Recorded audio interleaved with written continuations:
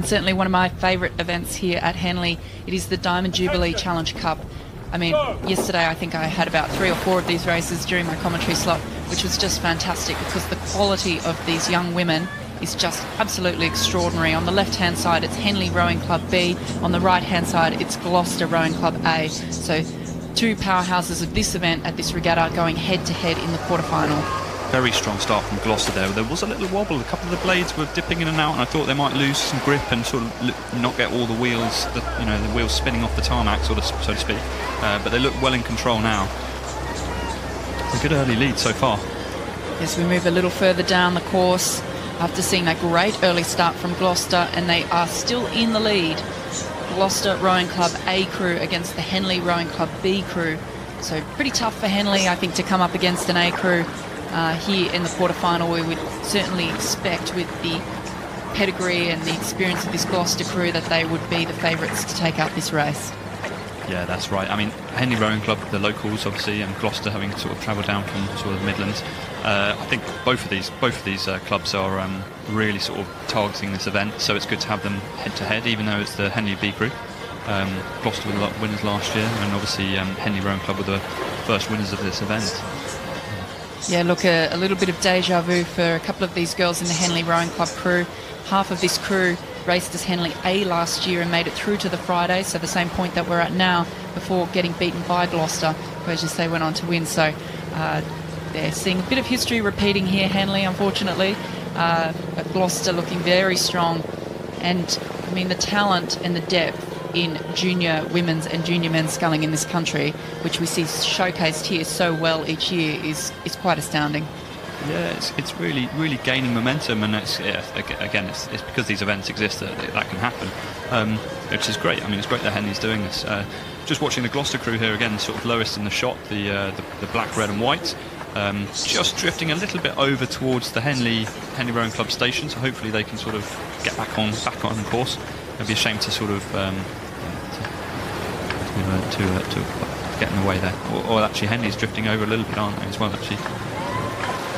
It's sort of almost sort of one behind the other, like ducks.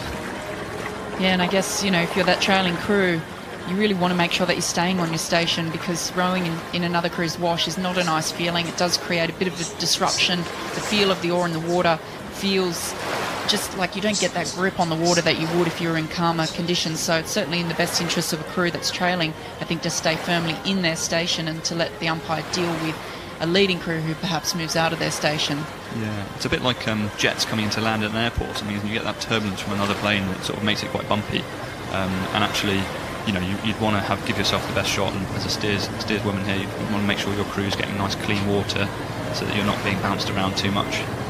That's right. As they're coming up here to Remnant Club, it is Gloucester with a very handy lead now over Henley Rowing Club B crew. Paul King is the coach of the Gloucester Rowing Club A crew.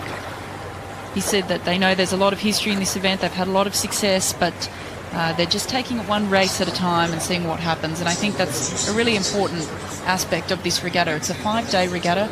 It's not often that you go to a regatta where you race every day for 5 days. And of course that intensity level steps up with each round that you progress to. So it is easy, I think, to look ahead to the Saturday or the Sunday, and in doing that take your eye off the focus, which is to win each round as it comes.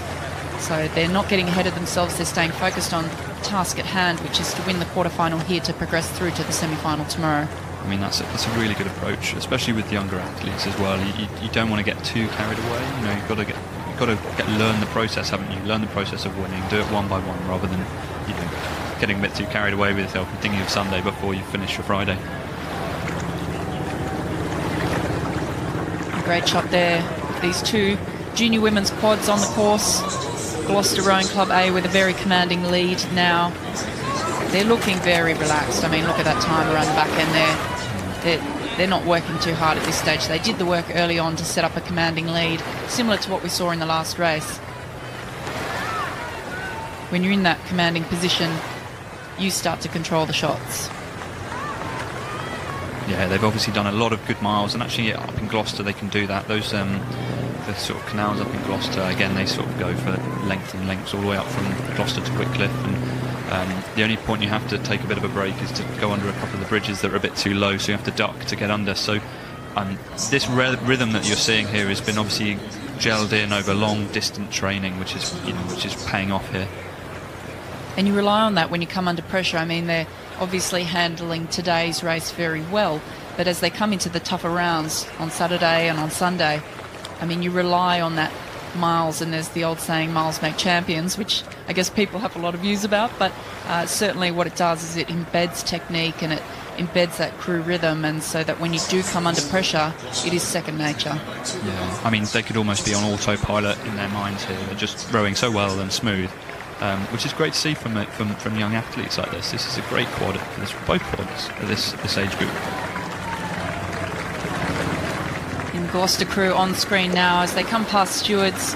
It'll be Georgia Martin, Holly Huggins, Zoe Adamson and Hannah Cooper, who are going to progress through to Saturday, through to the semi-finals. Very commanding race there, but a great performance as well from Henley Rowing Club B crew. Georgia Edwards, Claire Pearson, Daisy Butterworth and Lauren Kay. Well done to Gloucester, taking out the Diamond Jubilee Challenge Cup quarterfinal.